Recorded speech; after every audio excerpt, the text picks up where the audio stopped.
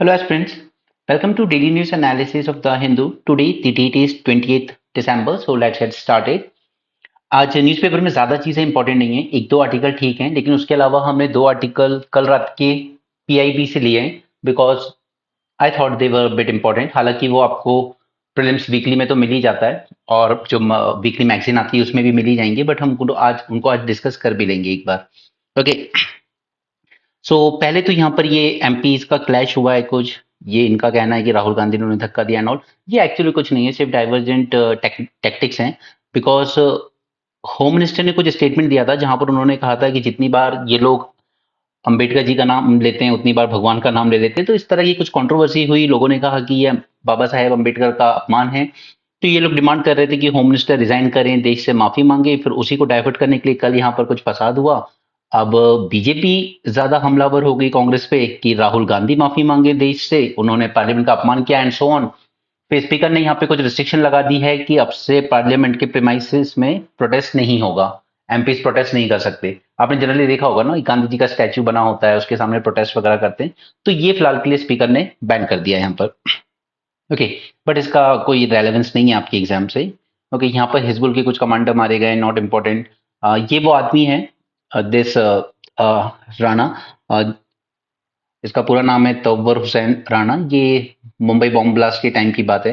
Okay, तो India चाहता है इसका एक्स्ट्रेडिशन, बट वहाँ का यूएसए कोर्ट होने नहीं दे रहा है, तो इसने वहाँ पे अपील फाइल की थी, बट वो भी रिजेक्ट हो गई। अब एक लास्ट ऑप्शन बचा है उसके बाद, वरना इसको एक्स्ट्रेडिट किया जाएगा इंडिया में। ओके, तो आप देख सकते हैं कि जस्टिस मिलना कितना मुश्किल है, इंडिया में ही नहीं पूरी दुनिया में भी, कि 2009 के 2008 के बॉम्ब ब्लास्ट में आज तक लोगों की कोर्ट में पेशी चल रही है।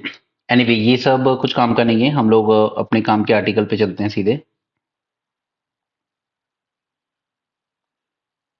मोस्टली इस तरह के पॉलिटिकल ड्रामा होते हैं तब ये सब चीजें होती रहती है। एनीवे, पीवीटीजीज, हमने पीवीटीजीज के बारे में काफी बातें की है पहले भी, ठीक है। और एकलव्य रेसिडेंशियल स्कूल्स बनाए गए थे ट्राइबल स्टूडेंट्स के लिए। Okay, these are residential schools, और इन ट्राइबल रेसिडेंशियल एकलव्य स्कूल्स में पर्टिकुलरली 5% का कोटा डिमार्केट किया गया था for the PVTGs, right, particularly vulnerable tribal group. और सबसे ज्यादा कहाँ मिलते हैं? सबसे ज्यादा है उड़ीसा में। Okay, now the thing is कि इन स्कूल में 5% का कोटा तो आपने दे दिया पीवीटीजीज को, लेकिन उसके बाद भी आप मीट नहीं कर पा रहे इनको। कहीं पे 2% है, कहीं पे 3% है, उतने बच्चे ही नहीं मिल रहे हैं आपको। और दूसरा रीजन कि जो ज्वाइन भी कर रहे हैं स्कूल को, वो कहीं ना कहीं ड्रॉप आउट कर जा रहे हैं। सो ड्रॉप आउट करने का एक मेन रीजन जो है यहाँ पर वो है, फर्स्ट थिंग इज कि जब लोग अपने आसपास भी देखते हैं वेल एजुकेटेड लोगों को भी या तो जॉब्स नहीं मिल रही हैं या अच्छे वर्क नहीं मिल रहा है। जैसा कि लोग हमारे यहाँ पॉलिटिक्स में कहते हैं कि पकोड़ा तलना भी कोई बुरी बात नहीं है, तो अगर पकोड़ा ही तलना है तो फिर ये एजुकेशन का क्या काम है, right. So the thing is when educated youth is quite visible as an unemployed, तो कहीं ना कहीं जो और पीछे के लोग हैं उनके लिए, उनको वो डिस्करेज करता है from a formal education. But at the same time there is also some silver lining, जैसा कि उड़ीसा में एक पर्टिकुलरली वनरेबल ट्राइबल ग्रुप की लड़की ने नीट एग्जाम क्लियर किया, और उसने जब नीट एग्जाम क्लियर किया तो वहां के कई ट्राइबल बच्चों को भी लगा कि हाँ, हम भी पढ़ सकते हैं, and education is the way out of all sort of social issues, चाहे वो डिस्क्रिमिनेशन हो, अनटचेबिलिटी हो, पॉवर्टी हो। अगर किसी इन सब चीजों से निकलने का कोई एक सिंगल अच्छा ऑप्शन है तो वो है एजुकेशन, राइट। तो जब इस तरह से कोई एक ट्राइबल बच्चा कुछ बन जाता है तो वो कहीं ना कहीं मोटिवेट करता है उसके समाज के बाकी बच्चों के लिए भी कि हम भी बन सकते हैं। But at the same time कहीं ना कहीं गवर्नमेंट का एक बड़ा फेलियर रहा है in creation of jobs, both public sector में भी और प्राइवेट सेक्टर में भी। ठीक है, प्राइवेट सेक्टर में तो सरकार कुछ नहीं कर सकती, वो मार्केट में डिमांड आएगी तो ही जॉब्स क्रिएट होंगी, बट पब्लिक सेक्टर में जॉब्स क्रिएट करना गवर्नमेंट के हाथ में होता है। आई एम नॉट सेइंग कि सबको हाँ गवर्नमेंट जॉब्स मिल ही सकती हैं, बट गवर्नमेंट जॉब्स कहीं ना कहीं एक बूस्ट प्रोवाइड करती हैं इकोनॉमी को। जब एम्प्लॉयमेंट क्रिएट होता है, आप 30 लाख पोस्ट अगर खाली रख के बैठोगे, दैट मीन्स कि 30 लाख फैमिलीज की इनकम आपने रोक रखी है, राइट। जब इस तरह से लोग जॉब में जाते हैं, हाथ में पैसा आता है, डिमांड जनरेट होती है मार्केट में, और जब डिमांड जनरेट होती है तो प्राइवेट सेक्टर के लिए मार्केट और ब्रॉडन होता है, और फिर वो अपना प्रोडक्शन बढ़ाने के लिए और ज्यादा रिक्रूटमेंट करती है। So public jobs and private jobs, these need to go hand in hand. ऐसा नहीं हो सकता कि हमसे प्राइवेट जॉब्स की तरफ बच्चों को शिफ्ट करते जाएं एंड पब्लिक जॉब्स की बात ही ना करें। ऐसा कभी नहीं होगा, दोनों चीज साथ साथ ही जा सकती हैं।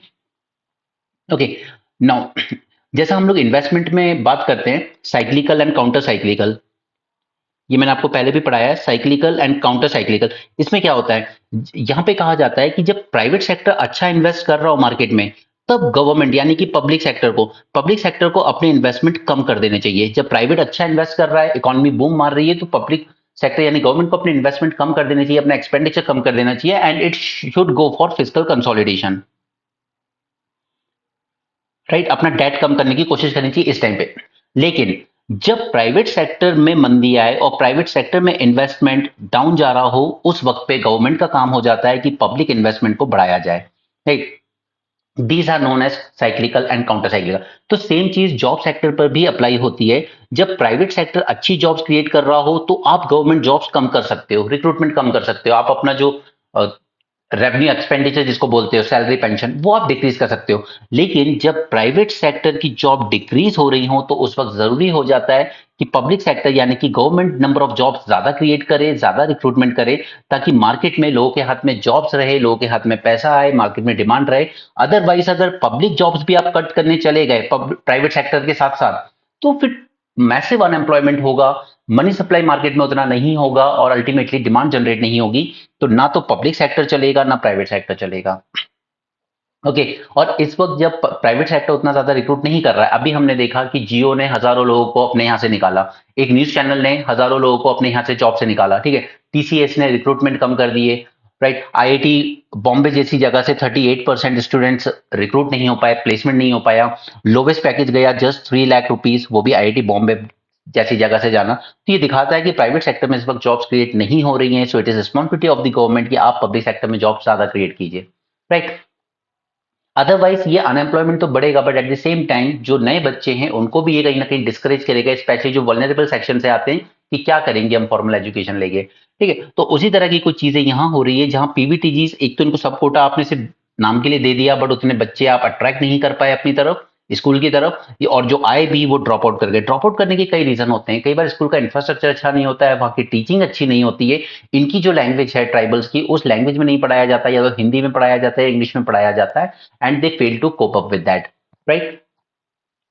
So about 4 years after center introduced a sub quota of 5% for PVTGs in admission to Eklavya model residential schools for tribal students. Just 3.4% students in these schools are from these communities. Okay. और यही चीजें same चीज women के कोटा में भी होती है। जब उनको कहा जाता है कि हम आपको सीआईएसएफ में रिजर्वेशन देंगे, सीएपीएफ में देंगे, वहां भी यही हाल है कि आपने दे दिया कि हम 33% रिजर्वेशन विमेन को देते हैं, बट रियलिटी में अगर आप देखोगे तो हार्डली 13% जो पोस्ट थी विमेन की वो फिल हो पाई है, क्योंकि विमेन इन जॉब्स में उतना ज्यादा प्रेफर नहीं करती। सीआईएसएफ में तो फिर भी ठीक है, बट सीएपीएफ, बीएसएफ, उसमें उतना ज्यादा विमेन्स जाना पसंद नहीं करती हैं, राइट। तो सिर्फ उन सीट्स को रिजर्व कर देना 33% को, और वो फिल भी ना हो पाए, तो ऐसे बेवजह का कोटा देने का भी कोई सेंस नहीं बनता। और उससे होता यह है कि बाकी जो 20% वैकेंट पड़ी रह गई, वो वैकेंट ही रह जाएगी, ना वो मैन को मिली ना किसी को मिली, राइट। इनके रीजन है ड्रॉप आउट्स के, फर्स्ट है इंफ्रास्ट्रक्चर गैप। कई बार स्कूल इतना ज्यादा दूर होता है कि बच्चों को बहुत दूर से पैदल चल के आना पड़ता है। जैसे हमने मध्य प्रदेश का ही एक एग्जाम्पल देखा था इंडियन एक्सप्रेस न्यूज में, जहां पर बच्चों को नदी पार करके जाना पड़ रहा था स्कूल में, ब्रिज नहीं है वहां पर, नदी में क्रोकोडाइल्स तक हैं, उसके बाद भी बच्चे जा रहे थे, ठीक है। तो इस तरह के इंफ्रास्ट्रक्चर गैप्स होते हैं जिनकी वजह से बच्चा स्कूल है लेकिन थोड़ा दूर है, या फिर एक्सेसिबल नहीं है, तो नहीं जा पाता है। कई बार ट्राइबल बच्चों को घने जंगलों से होके जाना पड़ता है स्कूल की तरफ, तो ये इंफ्रास्ट्रक्चर गैप कहलाते हैं। दूसरा टीचर शॉर्टेज। अभी कई बार ये स्कूल्स इतने ऐसे एरिया में खोल दिए जाते हैं जहां पर कोई भी टीचर रहना या जाना या पढ़ाना पसंद नहीं करता। ओके, प्रॉपर इलेक्ट्रिसिटी नहीं है, वाटर सप्लाई नहीं है, रहने की ठीक जगह नहीं है, इंटरनेट फैसिलिटीज नहीं है। Then pressure to work for earning, no this is really a big reason specially among the tribals, की एक प्रेशर आ जाता है अर्न करने का। एक तो ट्राइबल्स में क्या है, डिसीज भी बहुत ज्यादा होती है, तो कई बार आपको मेजोरिटी ऐसे बच्चे मिल जाएंगे जिनके फादर या तो किसी न किसी बीमारी से ग्रस्त हो चुके हैं या फिर है ही नहीं। जैसे हमने एक सिलिकेट माइनिंग का एग्जांपल देखा था, मध्य प्रदेश का ही था। गुजरात में माइनिंग में काम करते रहे वो लोग, और उनको इतनी बीमारियां हुई कि majority died at the age of 35 और 40 ईयर्स। ओके, और यही एग्जाम्पल हमने राजस्थान में भी देखा था। तो ये सब बेचारे ट्राइबल्स ही होते हैं जो इस तरह की माइनिंग्स में जिनको काम करवाया जाता है बिना प्रॉपर सेफ्टी और हेल्थ इक्विपमेंट्स दिए हुए। और इन बीमारियों की वजह से उनकी जब डेथ हो जाती है, डिसेबिलिटी हो जाती है, तो इन बच्चों पे प्रेशर आ जाता है that you now need to work for earning, और फिर स्कूल से ड्रॉप आउट करना पड़ता है। Next is quality of education. ना क्वालिटी ऑफ एजुकेशन, एक तो अच्छे टीचर्स नहीं मिल रहे हैं क्योंकि उस एरिया में जाके कोई पढ़ाना नहीं चाहता, और दूसरा अगर वो पढ़ा भी रहा है तो जो सिलेबस है और जो टीचिंग की लैंग्वेज है वो कंपैटिबल नहीं है इन ट्राइबल बच्चों से। ओके, सो ये कुछ रीजंस हैं जिनकी वजह से कोटा होने के बाद भी पीबीटीजीज के बच्चे ज्यादा ज्वाइन नहीं कर पाए इन एकलव्य स्कूल्स को। And then this provision to introduce 5% subquota for PVTG students in the admissions to these schools was introduced after their administration was centralized by setting up of National Education Society for Tribal Students in 2019. Okay, ये जो Eklavya schools हैं इनका administration manage करती है NESTS, और 2019 से यही manage कर रही है, इन्होंने ही 5% कोटा इंप्लीमेंट किया था। Don't go into all this patient safety protocol, UPSC आपसे नहीं पूछ रहा है, जस्ट बिकॉज कि द हिंदू में है डजंट मीन कि आपको ये सब पढ़ने की जरूरत है। ओके, नाउ चाइना के रिस्पेक्ट में हमने कल बात कर ली थी। This was the meeting of special representative between mister Ajit Doval and Wang Yi. This was considered as a milestone, specially जब से ये एलएसी का मैटर कुछ हद तक सॉल्व हुआ है। हमारी एलएसी की लेंथ क्या है, 3500 kilometre, and this is a signal that with the only LAC disengagement completed। तो कहीं ना कहीं ये जो मीटिंग हुई है स्पेशल रिप्रेजेंटेटिव की, तो एक बात तो श्योर हो गई कि चलिए LAC से जो डिसंगेजमेंट था वो तो कंप्लीट हुआ, बट इसके अलावा भी काफी सारी चीजें हैं जिन पे अभी भी बात कर रहे हैं, और यहाँ पे इन लोगों ने कल कुछ चीजों पे एग्री किया है, जैसे we will restart the Kailash Mansarovar Yatra from India. Second is borders trade with Sikkim, ये बंद कर दिया गया था, and data sharing for transboundary rivers, जैसे हमारी ब्रह्मपुत्रा जो वहां पर कहलाती है यांगसी रिवर, राइट। तो वहां पे कई बार इन लोगों ने काफी सारे डैम्स भी बनाए थे। अब उस डैम में होता है क्या, इलेक्ट्रिसिटी जनरेट करने के बाद ये लोग वाटर को, run of the river project होता है, बट एक साथ कई ज्यादा वाटर रिलीज कर देते हैं, उस वजह से हमारे असम में फ्लड की सिचुएशन आ जाती है। तो इसी के लिए हमने एक अरेंजमेंट किया था कि आप डेटा शेयर करेंगे प्रॉपर, कितना पानी है और कब कब आप रिलीज कर रहे हैं, बट ये चाइना ने सस्पेंड कर दिया था जब टेंशन शुरू हुए थे गलवान पे। तो ये तीनों चीजें फिर से रीस्टार्ट होने के लिए तैयार हैं अब। ओके, बट इसके अलावा और जो चीजें रह गई हैं वो अभी भी सस्पेंशन मोड में ही हैं, जैसे कि direct flights, business and student visa liberalization, जो कि मैंने आपको बताया कि हम लोग काफी सारी कैपिटल मशीनरी वहां से लेते हैं, but at the same time हम लोग कहीं ना कहीं उतना ज्यादा वीजा नहीं दे रहे हैं ट्रेनर्स को या वहां से आने वाले टेक्नीशियंस को, एंड जर्नलिस्ट एक्सचेंजेस। ये तीन इशू और रह गए हैं अभी, जो कि देर सवेर सॉर्ट आउट हो ही जाएंगे। ओके, 2005 का एग्रीमेंट, इसमें आर्टिकल 4 इंपॉर्टेंट है जो मैंने आपको कल पढ़ाया था। Strengthen the confidence building measures at the border and cross border exchanges, enhance coordination of the special representative process. और ये जो 2025 होगा, हमारे प्राइम मिनिस्टर जाएंगे भी चाइना में, क्योंकि नेक्स्ट एससीओ समिट वहीं पे होने वाला है, and 2025 will also mark 75 years of diplomatic relations between India and China. Okay, next is एक और छोटा सा आर्टिकल है जो बोर्ड की ट्रेजेडी हुई है, तो उसमें ऐसा नहीं है कि बहुत ज्यादा कुछ इंपॉर्टेंट है जो आपसे पूछा जाएगा, बट दी थिंग इज कि इस तरह के ट्रेजेडीज बार बार होती रहती हैं। कई बार नेवल शिप फिशरमैन की छोटी सी बोट से टकरा जाती है, तो उसमें बस हम एक सिंपल सा पॉइंट लिखिएगा अगर कभी जरूरत पड़े तो, that India must have survival at sea training in schools and work place. बस इतनी सी बात है और कुछ नहीं, क्योंकि हमारे यहाँ काफी ज्यादा ड्रोनिंग के भी इंसिडेंट्स हुए ना, डूब के मरने के, इस बार खासकर मानसून सीजन में, तो उसके लिए भी यही पॉइंट आपको काम आएगा, that India must have a survival at sea training in schools and work places. क्योंकि हमारे यहाँ आधे से ज्यादा लोग स्विमिंग जानते भी नहीं, इनफैक्ट शायद आप भी नहीं जानते होंगे।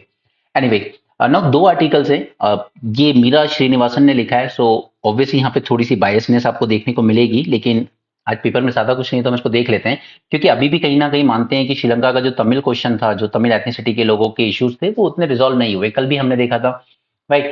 Second is crime against humanity and and obtuse Indian stance. तो हम इन दोनों आर्टिकल से जो इंपॉर्टेंट पॉइंट हमारे एग्जाम के लिए हो सकते हैं, हम उन दोनों को पिक करते हैं। Okay, first, reality check on Sri Lanka Tamil question.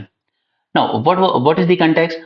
First is that there is a long-standing political and ethnic conflict involving Tamil minority in Sri Lanka, which remains unresolved despite changes in political landscape.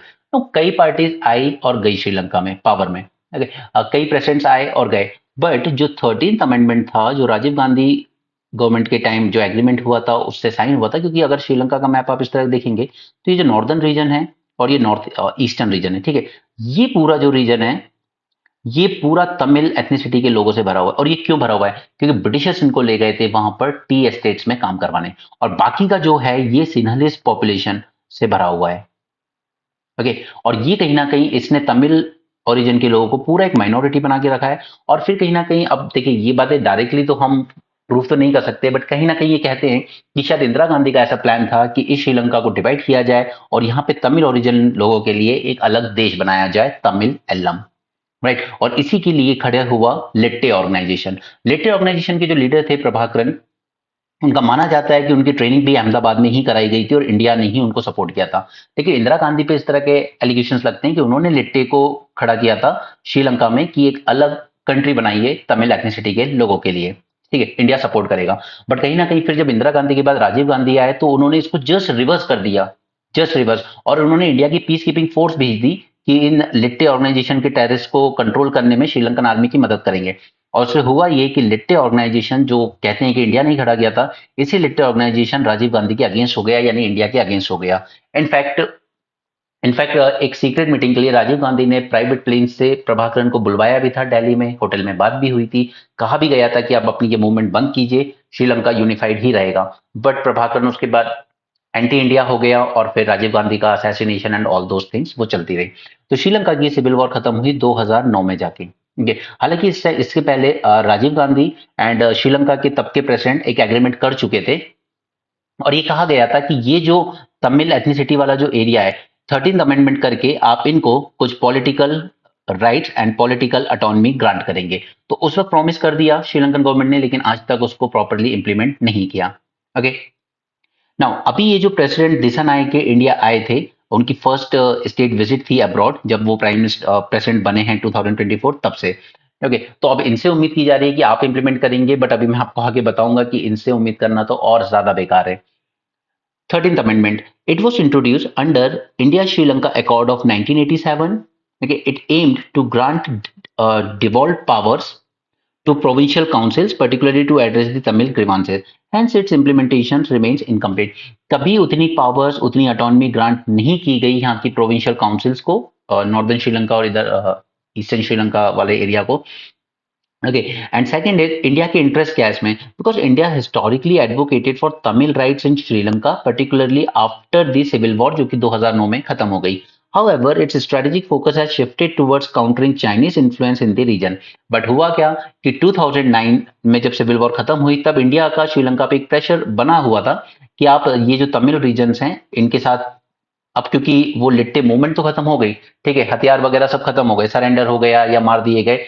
Okay, लेकिन इसके बाद अब आप इन तमिल लोगों को उनके political rights दीजिए, उनके कल्चरल राइट्स दीजिए, उनको ऑटोनॉमी दीजिए। बट द थिंग इज कि 2009 के अराउंड ही हम लोगों ने कहीं ना कहीं देखा चाइना का राइज, स्पेशली इन श्रीलंका। तो हमारा जो फोकस था वो तमिल इशू से हटके अब कहाँ चला गया, श्रीलंका में चाइनीज इन्फ्लुएंस को काउंटर करने पे। राइट, तो हमारा कहीं ना कहीं जो इंडियन गवर्नमेंट का फोकस था वो शिफ्ट हो गया। अब मनमोहन सिंह गवर्नमेंट जब हुआ करती थी, अब उनके साथ प्रॉब्लम ये थी कि वेस्ट बंगाल में जब वो तीस्ता रिवर साइन करने जा रहे थे, तो कोलिशन गवर्नमेंट थी, ठीक है, तो उनके पास तमिलनाडु की सरकार का भी सपोर्ट था और वेस्ट बंगाल से ममता बनर्जी गवर्नमेंट का। तो ये बीच में आ गई कि नहीं, मैं नहीं होने दूंगी ट्रीटी। उसी तरीके से इन पे एक दबाव तमिलनाडु की तरफ से आ जाता था कि आप श्रीलंकन गवर्नमेंट को प्रेशराइज नहीं कर रहे हो कि हमारे तमिल भाइयों के लिए कुछ किया जाए, 13th अमेंडमेंट को अच्छे से एनफोर्स किया जाए। ओके, तो ये कोलिशन गवर्नमेंट में ब्लैकमेलिंग चलती रहती थी मनमोहन सिंह गवर्नमेंट के सामने। लेकिन उनके साथ प्रॉब्लम ये थी कि अगर वो श्रीलंका को ज्यादा पुश करें तो वो चाइना की तरफ टिल्ट होना शुरू कर देता था। राइट, तो कहीं ना कहीं डोमेस्टिक पॉलिसीज जो है हमारी, वो हमारी इंटरनेशनल फॉरेन पॉलिसी को इन्फ्लुएंस करना शुरू कर चुकी थी। राइट, तो इसलिए इंडिया तमिल कॉज को उतना स्ट्रांगली परस्यू नहीं कर पाया जितना कि एक्सपेक्ट किया गया था। ना पॉलिटिकल डेवलपमेंट श्रीलंका, ना ये जो पार्टी है नेशनल पीपल्स पावर, ये जीत के आई है अभी, जिससे दिसानायका प्रेसिडेंट बने। अब इसको आप उसी तरीके से समझिए जैसे कि जनसंघ, जनसंघ में से निकली है हमारी बीजेपी। राइट, उसी तरीके से यहां पर इनके यहाँ एक मूवमेंट मूवमेंट चलती थी उसी टाइम जब ये पैक्ट हुआ था, 13th अमेंडमेंट वाला, एक मूवमेंट चलती थी जनता विमुक्ति पेरुमना, और इसी से निकल के आई है ये पार्टी एनपीपी। और ये जो मूवमेंट थी ये हमेशा से उसी वक्त से ये एंटी तमिलियन रही है, ये एंटी इंडिया रही है और प्रो चाइना रही है, ठीक है, और एंटी कैपिटलिस्ट भी रहे हैं ये लोग। ठीक है, तो जो मूवमेंट से निकल के ये पार्टी आई है नेशनल पीपल्स पावर, आप ज्यादा कुछ एक्सपेक्ट नहीं कर सकते कि ये तमिल इशू या उनके कंसर्न को एड्रेस करेगी। एंड वर्स्ट थिंग इज कि ये जो एनपीपी जो कि थोड़ी लेफ्टिस्ट आइडियोलॉजी फॉलो करती है, थोड़ा चाइना की जो पॉलिटिकल सेटअप है उसको फॉलो करते हैं leftist, this leftist coalition has won two third majority in the general election. और टू थर्ड मेजोरिटी से जीतने के बाद उसको कोई डर भी नहीं है कि उसको कोई कोलिशन गवर्नमेंट नहीं है जो प्रो इंडिया हो। ठीक है, ये काफी हद तक एंटी इंडिया है। Okay, now this NPP emerged from JVP, that is Janta Vimukti Peramuna, which previously opposed the Indian intervention in Sri Lanka. और एनपीपी की जो पोजीशन है तमिलियन राइट्स पे, वो इन्होंने प्रॉमिस तो किया था कि हम रिवाइव करेंगे प्रोविंशियल काउंसिल्स को and broad based consultations follow करेंगे ऑन पॉलिटिकल इशू। बट इन लोगों ने फिर भी डायरेक्ट रेफरेंस अवॉइड किया 13th अमेंडमेंट पर, emphasizing more inclusive approach to the governance. और अभी जब इंडिया से भी मीटिंग हुई तब भी 13th अमेंडमेंट का कोई मेंशन यहाँ पर नहीं किया गया। राइट, तो इनकी गवर्नमेंट से हम तमिल इशू पे ज्यादा कुछ एक्सपेक्ट नहीं कर सकते। Tamil minority concern. Now, challenges post civil war. Tamil communities in the north and the east continue to struggle for justice, reconciliation, and rebuilding the livelihoods after decades of conflict. 30 साल तक civil war चलती रही है और उनका कहीं ना कहीं आज भी डिस्ट्रस्ट है गवर्नमेंट पर। इवन जो मुथैया मुरलीधरन जो श्रीलंका से आते हैं वो तमिल ओरिजिन के ही थे, तमिल एथनिसिटी के। एंड इनफैक्ट उनकी फैमिली पर भी अटैक हुआ है, उनके फादर को ब्लेड मार दी गई थी गर्दन पर। राइट, ये सब चीजें हुई है। तो आज भी वहां के तमिल जो लोग हैं वो क्रिकेट में श्रीलंका को ज्यादा सपोर्ट भी नहीं करते। उनका ये मानना है कि इन लोगों ने हमारे साथ हर तरह के एट्रोसाइड्स किए, we don't support them. Distrust in government. Despite promises of inclusion, there is skepticism over the NPP's ability to address the Tamil issue effectively। और यही मैं आपको समझाने की कोशिश कर रहा हूँ कि इस गवर्नमेंट से हम ज्यादा कुछ एक्सपेक्ट नहीं कर सकते तमिल इशू पर। इंडिया का रोल क्या है? यहाँ पे जॉइंट स्टेटमेंट जारी किए गए दोनों कंट्री के द्वारा, which emphasize fostering partnership in political, economic and strategic cooperation. Okay, लेकिन कहीं ना कहीं हमारे प्राइम मिनिस्टर को जरूरत थी to reiterate the need to address Tamil aspiration and fully implement the 13th amendment. लेकिन हमारे प्राइम मिनिस्टर ने मेंशन ही नहीं किया 13th अमेंडमेंट के बारे में। India avoided the overt reference to the amendment, reflecting a nuance diplomatic stance. कहीं ना कहीं क्योंकि इंडिया अब ज्यादा टेंशन लेता है चाइना की रादर देन अपने तमिलियंस की। Changing priorities. India's strategic focus now leans more on countering China in Sri Lanka, shifting its earlier priority of advocating the Tamil rights. Okay, now what could be the broader implication? First, Sri Lanka की domestic politics. The Tamil question is intertwined with the broader challenge of nation building and reconciliation among different ethnic groups. ठीक है, तो जैसे हमारे यहाँ पर हमने article 370 हटाया और एक यूनिफिकेशन किया है काइंड ऑफ कि कोई ऑटोनॉमी देने की जरूरत नहीं है जम्मू कश्मीर को, उसी तरीके से श्रीलंकन गवर्नमेंट का भी स्टैंड रहता है कि इंडिया को भी इसकी परवाह नहीं करनी चाहिए। हम लोग कैसे अपना नेशनल बिल्डिंग करना है, कैसे सभी एथनिसिटी के लोगों को साथ लाना है, वो हम देखेंगे। आपकी 13th अमेंडमेंट की कोई जरूरत नहीं है। The political leadership inability to address Tamil grievances highlights systematic weakness। आज तक कई प्रेसिडेंट आए गए लेकिन कोई भी इस तमिल इशू को और उनके लोगों के ग्रीवांसेस को एड्रेस करने के लिए सीरियस नहीं दिखा। Global perception. Sri Lanka's reliance on international intervention to resolve the internal conflict has diminished its credibility। अब श्रीलंका क्या करता है, इंटरनेशनल कम्युनिटी पे ही रिलाई करता है, बट उससे कुछ होगा नहीं। खैर, एनीवे, की observation first is reconciliation is still elusive. अभी भी इन सभी एथनिसिटी के लोगों के बीच जो फ्रेटर्निटी बननी चाहिए वो नहीं बन पाई है। Tamil question remains a litmus test for Sri Lanka's commitment to inclusive governance. And second is need for holistic solution. Addressing the Tamil issue requires not only political and legal measures but also economic development and cultural integration. Alright, so अच्छा article लिखा था Tamil issue के लिए। Next हम लोग चलते हैं crimes against humanity and obtuse Indian stamps. तो हमने इसके रिस्पेक्ट में काफी पहले भी बात की है, आईसीजे के रिस्पेक्ट में बात की थी, इंटरनेशनल क्रिमिनल कोर्ट के रिस्पेक्ट में बात की थी, जब इजराइल के अगेंस्ट केस फाइल किया था साउथ अफ्रीका ने। ठीक है, फिर यहाँ पर आईसीसी ने वारंट इशू किया था against mister Putin also, arrest warrant, and against this Hamas leader as well as mister Netanyahu. Right, तब ये सब न्यूज में रहा, हमने कई बार डिस्कस किया उसको। यहाँ पे बात करते हैं फिलहाल। On December 4, 2024, general assembly adopted a resolution approving the draft text of proposed treaty on crime against humanity। तो यहाँ पर फिर से जनरल असेंबली ने एक रेजोल्यूशन पास किया है कि कहीं ना कहीं हमें थोड़ा सा एक और ट्रीटी बनानी चाहिए ऑन क्राइम्स अगेंस्ट ह्यूमैनिटी, क्योंकि गाजा में जो हुआ वो क्राइम अगेंस्ट ह्यूमैनिटी ही है। The resolution marks the beginning of negotiations for the treaty 5 years after the International Law Commission submitted the draft text। अब इसका ड्राफ्ट 5 साल पहले भी सबमिट किया गया था बाय इंटरनेशनल लॉ कमीशन, लेकिन अब जाकर वर्ल्ड उसको सीरियस हुआ है कि चलिए एक ट्रीटी बनाने की कोशिश करते हैं। Next is crime against humanity, इसकी डेफिनेशन एंड इसकी अकाउंटेबिलिटी। फर्स्ट, अगर आपको इसको डिफाइन करना हो तो it include acts like murder, extermination, enslavement, torture, imprisonment, rape committed as part of widespread or systematic attacks on the civilians. Crime against humanity was first codified after world war two, क्योंकि उस time पर काफी मास wraps हुए थे, ठीक है। और Jews के साथ जो हुआ था जर्मनी में, पोलैंड में, वो तो हम सब जानते ही हैं। बाकी वॉर में हमेशा ये होता है, आज भी यूक्रेन में जब वॉर चल रही है तो वहां पे एलिगेशंस लगे थे, स्टार्टिंग में ही लगे थे रशियन आर्मी पे कि यहाँ पे काफी रेप किए जा रहे हैं यूक्रेनियन गर्ल्स के। ओके, इसीलिए वॉर के बारे में कहा जाता है कि man fight, man dies, but women suffer. Okay, और ये बांग्लादेश में भी हुआ था। जब हम लोग बात करते हैं वहां की जो वायलेंस हुआ था ऑपरेशन सर्च लाइट में, उस टाइम भी यही सब हुआ था।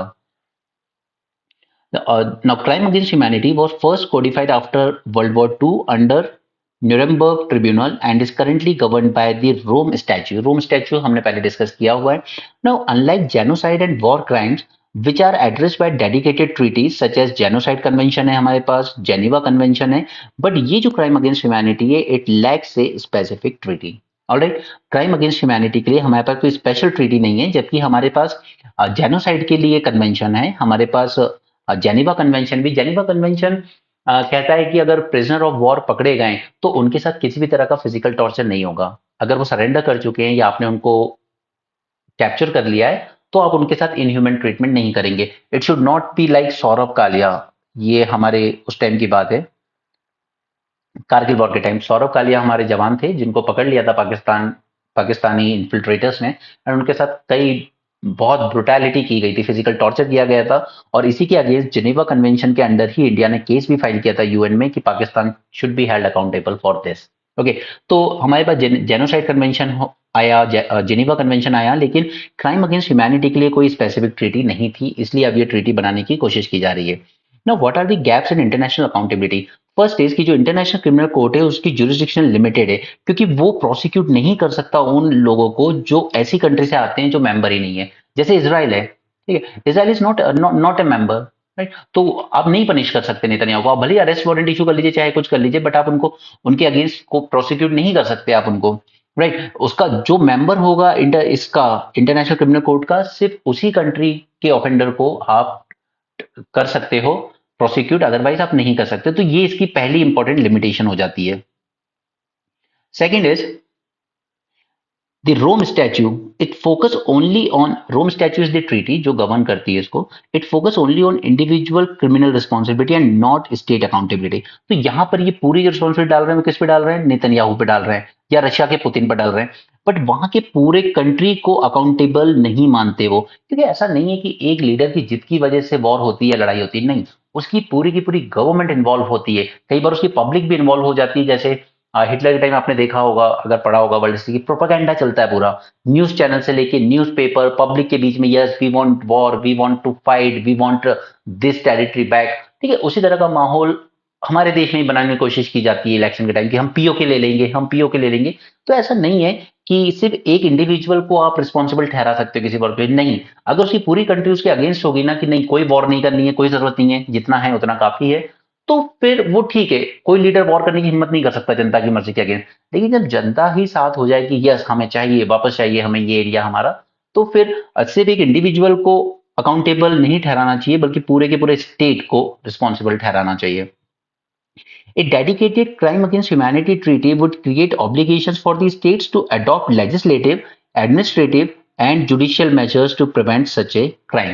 Okay, now the thing is कि जब हम लोग बात करते हैं कि अगर इसके लिए हम लोग सेपरेट ट्रीटी बना लें, तो आपने देखा होगा कि अधिकतर हम लोगों ने जो रिफॉर्म्स किए हैं, जैसे हम लोगों ने जब ये सारे रिफॉर्म्स लेकर आए, मनी लॉन्ड्रिंग बिल वगैरह, इन सबको रोकने के लिए, तो वो क्यों आया? क्योंकि हमने एफएटीएफ को ज्वाइन किया था, राइट। डब्ल्यूटीओ ज्वाइन किया लोगों ने, तो उसके बाद सबने अपने यहाँ पर लिबरलाइजेशन, ग्लोबल प्राइवेटाइजेशन के रिफॉर्म्स किए, ठीक है। सो अगर इस तरह की एक इंटरनेशनल ट्रीटी बनेगी तो ये एक एप्लीकेशन क्रिएट करेगा सभी कंट्रीज पर to adopt a legislative, administrative and judicial measures, ठीक है। स्टॉकहोम कॉन्फ्रेंस में जाती है इंदिरा जी, फिर आके wild life protection act enact करते हैं हम लोग। क्यों?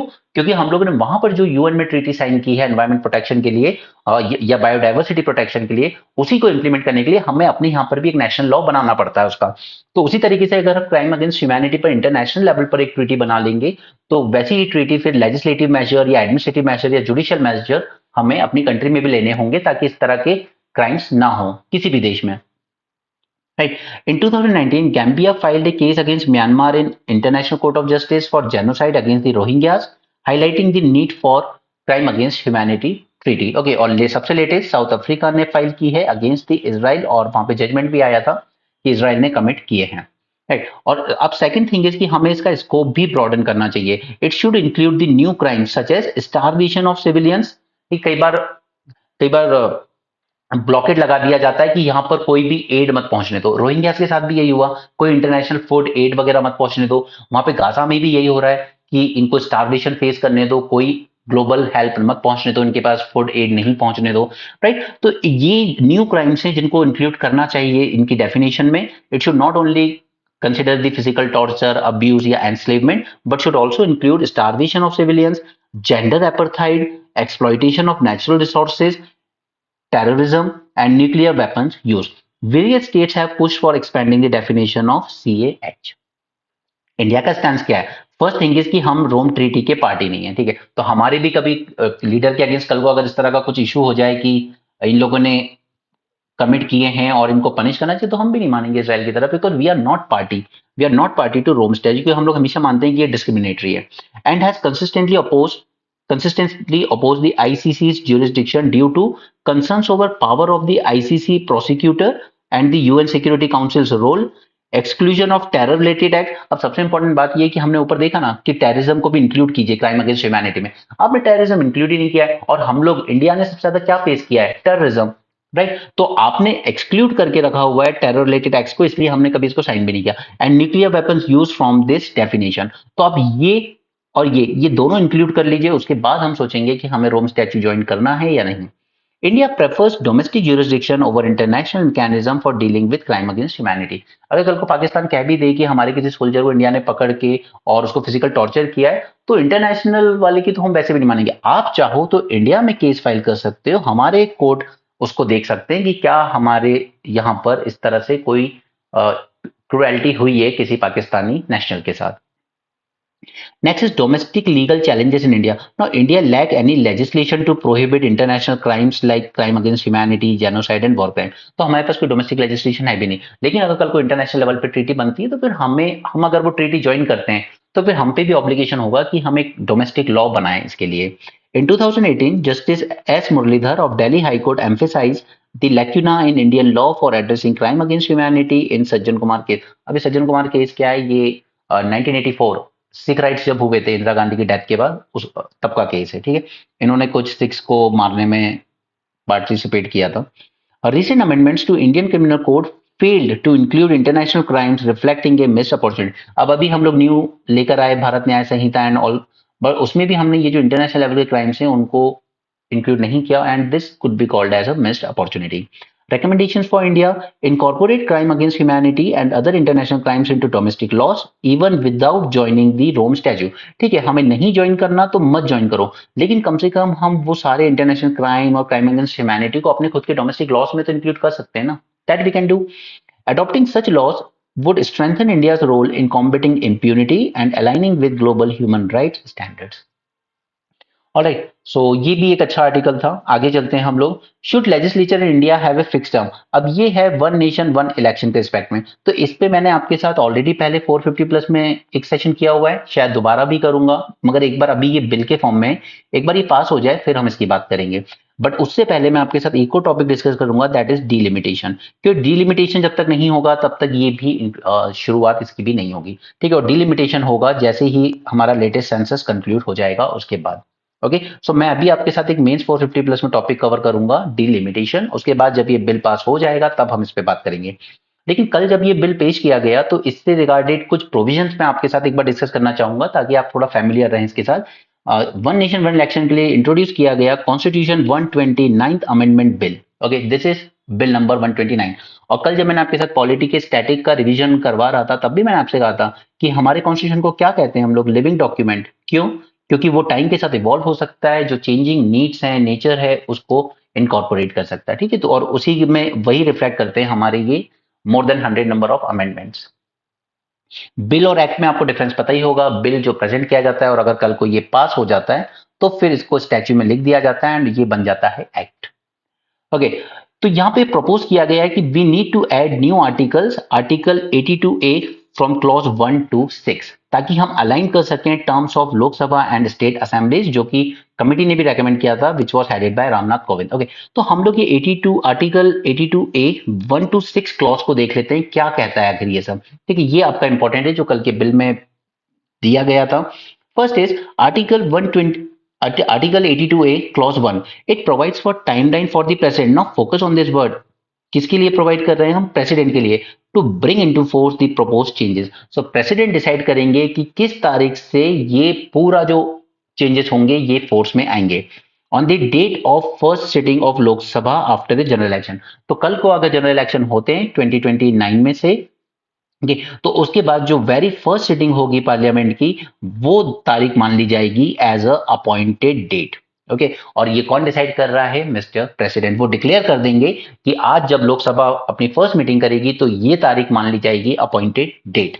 ओके, फिर क्लॉज 2 कहता है that terms of all state assemblies elected after the appointed date. अब ये जो डेट हो गई है, अब इसके बाद जो भी असेंबलीज इलेक्टेड होंगी and before the Lok Sabha full term ends will conclude with the Lok Sabha term. That means अगर हम मान लें कि 29 से 2034 तक लोकसभा चलेगी, ठीक है, तो ये जो फर्स्ट सिटिंग हुई अपॉइंटेड डेट, अब इसके बाद जो भी लेजिस्लेटिव असेंबली के इलेक्शन होंगे, जो भी कंस्टिट्यूट होगी, चाहे वो इसी मंथ में हो जाए या इसी तारीख को हो जाए या एक साल बाद भी हो, अगर वो एक साल बाद भी हो रही है तो ये सारी लेजिस्लेटिव असेंबली के टर्म्स कंक्लूड हो जाएंगे 2034 में। ओके, कोई लेजिस्लेटिव असेंबली ये नहीं कह सकती कि यार हमारे इलेक्शन तो 2030 में हुए थे, हमारा तो 35 तक चलेगा। नो, ओके, ऐसा कुछ नहीं होगा। जो भी अपॉइंटेड डेट है यहाँ पे फर्स्ट सिटिंग की, तो आपकी अगर किसी के इलेक्शन लेट हुए 30 में तो वो कंक्लूड हो जाएंगे 34 में ही। यानी 34 में जब लोकसभा डिसॉल्व होगी तो उसके साथ सारी स्टेट लेजिस्लेटिव असेंबलीज भी डिसॉल्व हो जाएंगी। क्लियर? नाउ क्लॉज 3 कहता है that election commission of India shall conduct general elections to house of people, यानी कि Lok Sabha and all legislative assemblies simultaneously. ठीक है, ये पावर देगा इलेक्शन कमीशन को कि साइमल्टेनियसली आपको कंडक्ट करने होंगे। Next is 82 clause 4, it defines simultaneous elections as the general elections held for constituting the house of people and all legislative assemblies together. Now notice that यहाँ से urban local bodies and Panchayati Raj institutions के elections को exclude करके रखा गया है अभी। ठीक है, उनको नहीं ला रहे हैं, उनको बाद में लाएंगे।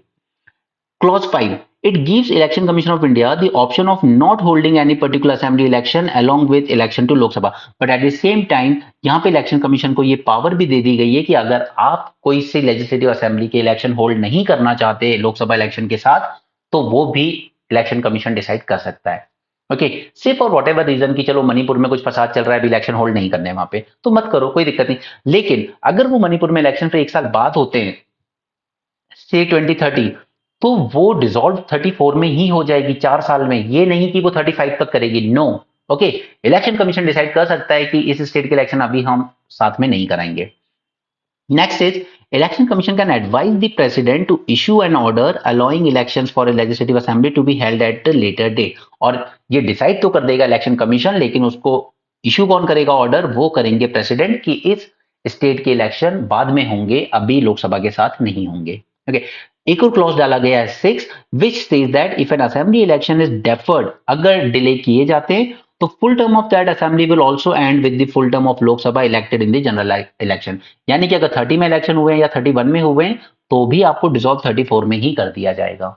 ऑलराइट, तो ये 6 इंपॉर्टेंट क्लॉज हैं जो कल के बिल में प्रेजेंट किए गए बाय द गवर्नमेंट। इसके अलावा अमेंडमेंट टू आर्टिकल 83, ये तो न्यू ऐड किए जाएंगे, ठीक है, 1 to 6 आर्टिकल 82 में। बट आर्टिकल 83 और 172 स्टेट लेवल के इलेक्शन की बात है, ठीक है, इनमें भी कुछ अमेंडमेंट किए जाएंगे। Now bill states that if the Lok Sabha is dissolve before the end of its full term, अब मान लीजिए कि फॉर वॉट एवर रीजन कि 29 में मेजोरिटी नहीं आई किसी पार्टी के पास, कोलिशन गवर्नमेंट बनी, चलते चलते डिसॉल्व हो गई 2-3 साल में, 32 के अराउंड डिसॉल्व हो गई। ओके, तो लोकसभा के इलेक्शन दोबारा तो होंगे, लेकिन वो सिर्फ बचे हुए टेन्योर तक ही रहेंगे, यानी कि 2034 तक ही चलेगी वो लोकसभा। ठीक है, तो ये लोकसभा यहाँ बनी, किसी वजह से कोलिशन टूट गया, डिसॉल्व हो गया, दोबारा इलेक्शन हुए 32 में लोकसभा के।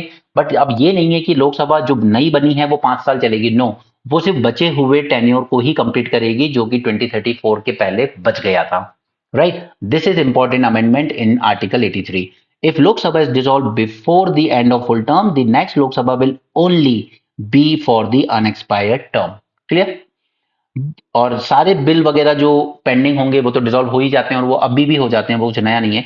स्टेट असेंबलीज के लिए भी यही अमेंडमेंट प्रपोज किया गया है under article 172। If the state assembly is dissolve before the term ends then election would be held for remaining term of the previous assembly. ठीक है, अगर आज हम मान लें कि 2025 में बिहार दिल्ली में इलेक्शन होते हैं, ठीक है, अगर मान लो कि 27 में ये सरकार गिर जाती है फॉर वट एवर रीजन, तो फिर दोबारा अभी जो इलेक्शन होते हैं, ठीक है, री इलेक्शन होता है और ये री इलेक्शन फिर से पूरे 5 साल के लिए सरकार बनाता है, यानी कि 2032 तक चलेगी। बट अब ऐसा नहीं होगा अगर ये बिल पास हो जाएगा तो।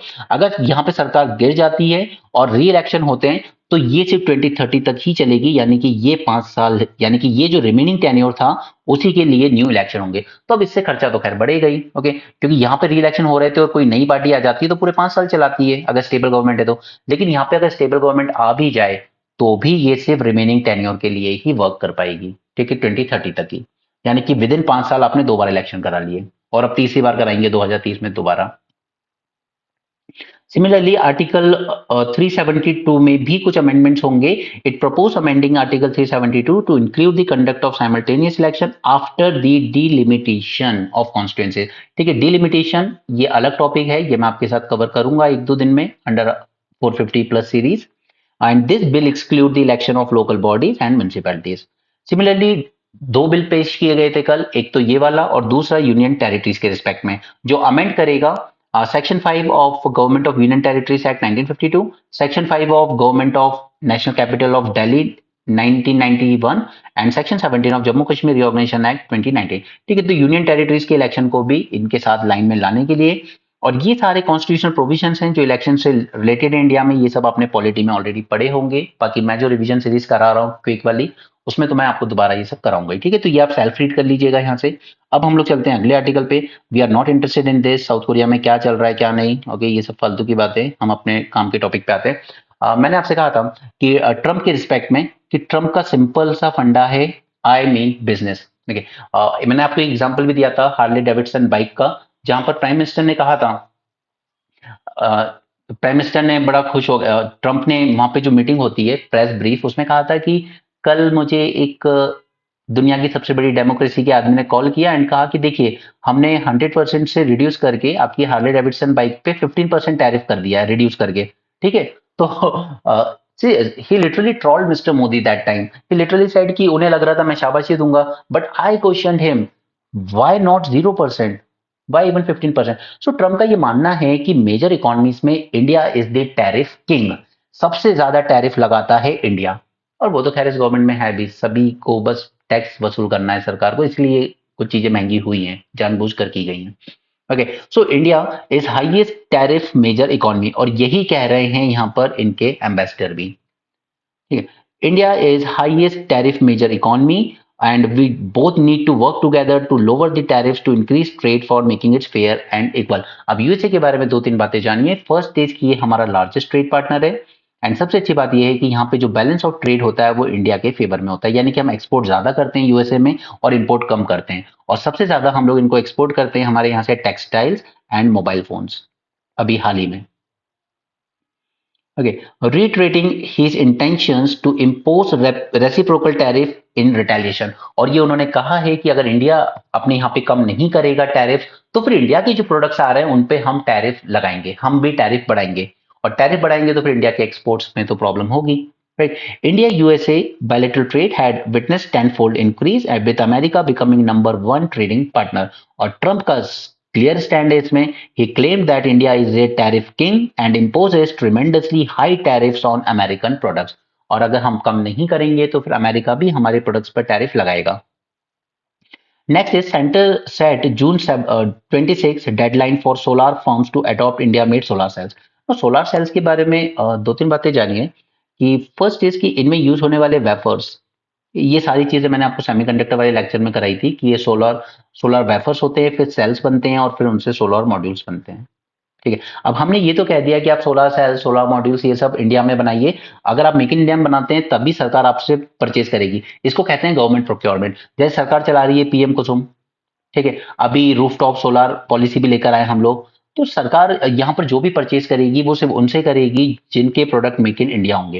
लेकिन प्रॉब्लम ये है हमारे साथ कि हमारी इंडस्ट्रीज के पास इसमें एक्सपर्टीज नहीं है, और जब तक वेफर्स नहीं बना पाएंगे तो ये तो वही बात हो गई कि हम लोग रॉ मटेरियल इंपोर्ट कर रहे हैं चाइना और other south east Asian country से। ठीक है, मतलब रॉ मटेरियल इंपोर्ट कर रहे हैं, फिर उनको बस असेंबल कर रहे हैं और कह रहे हैं कि देखिए make in India solar sales है ये, इनको यूज करेंगे। ठीक है, और सबसे बड़ी बात कि इनको ये जो असेंबल वगैरह भी हम करेंगे ना, इसमें इनकी कॉस्ट बढ़ जाएगी। ठीक है, तो ये और महंगा हो जाएगा। बट फिर भी गवर्नमेंट कह रही है कि हमें प्रमोट करना है मेक इन इंडिया को, हमें इंपोर्ट्स कम करने।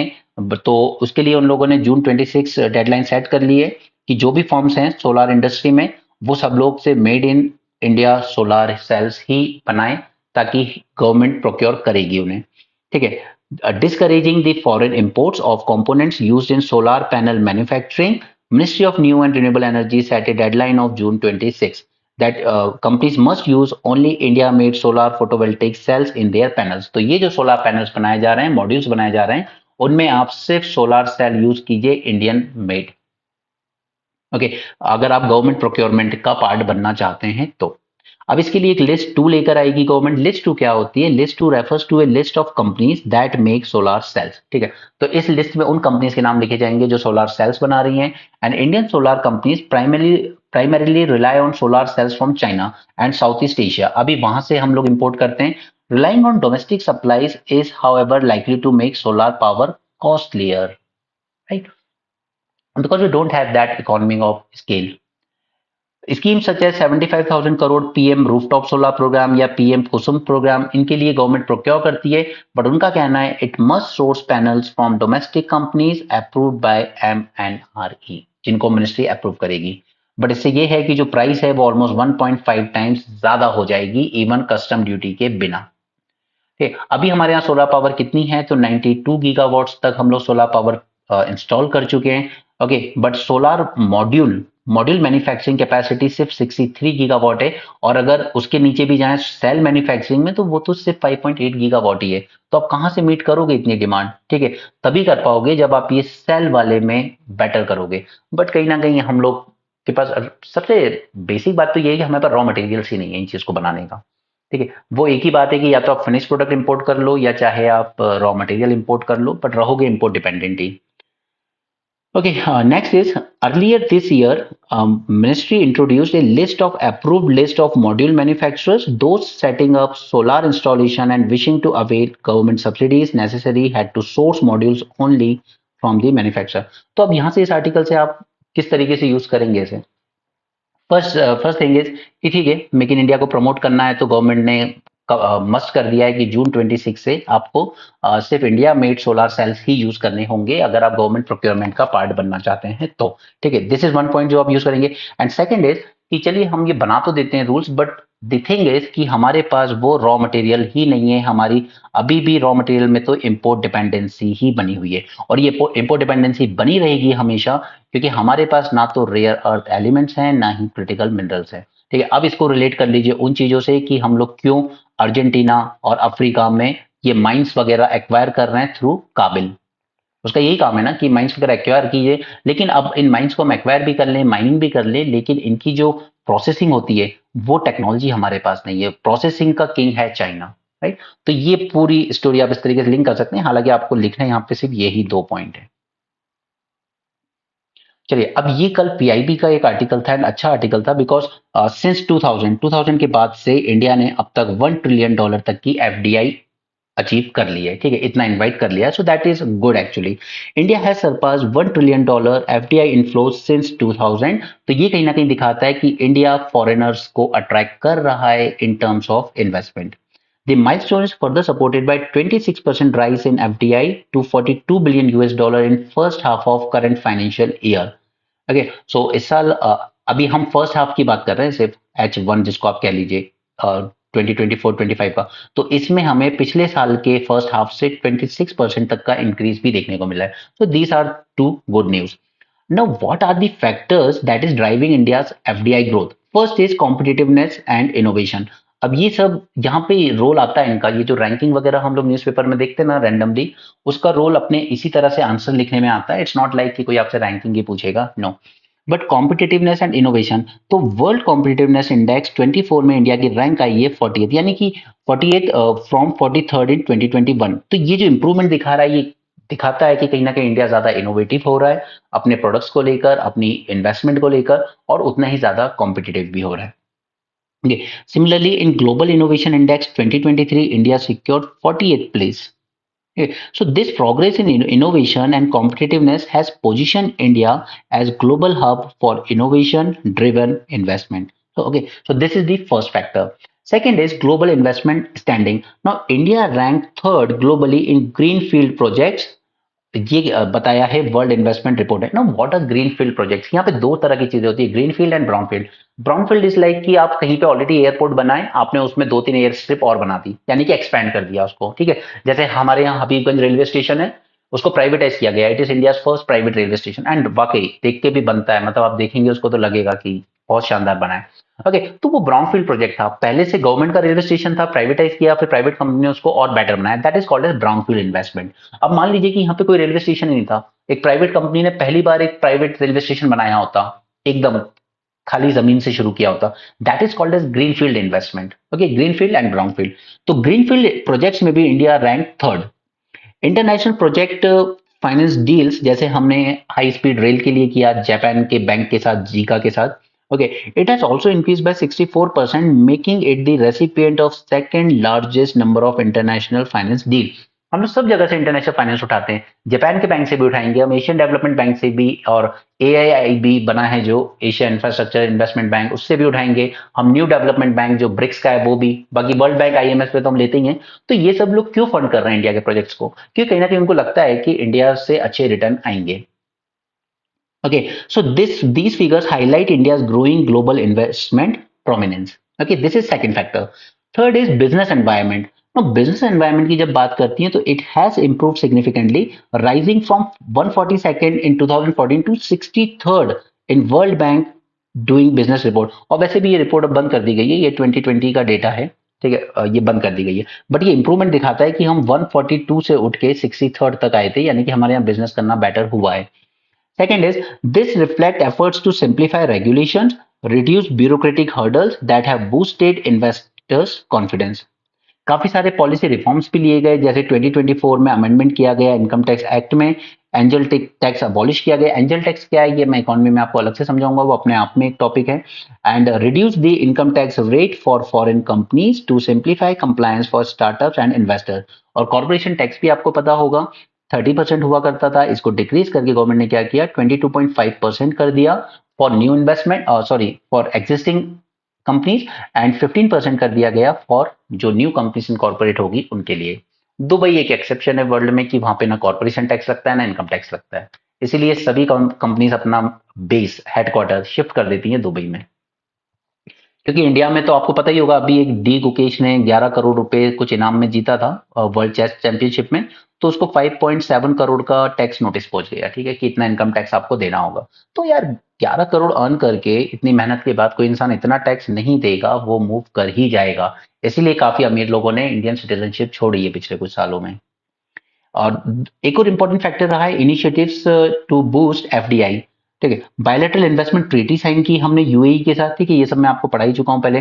प्रोडक्शन लिंक इंसेंटिव स्कीम लेकर आए हम specially for white good sector, तो और ज्यादा इन्वेस्टमेंट अट्रैक्ट हुआ एफडीआई का। मेक इन इंडिया इनिशिएटिव्स लेकर आए, फॉरेन इन्वेस्टमेंट फैसिलिटेशन पोर्टल बनाया हमने जो स्ट्रीमलाइन कर देता है पूरे प्रोसेस को और एफडीआई अप्रूवल को फास्ट कर देता है थ्रू जस्ट सिंगल इंटरफेस।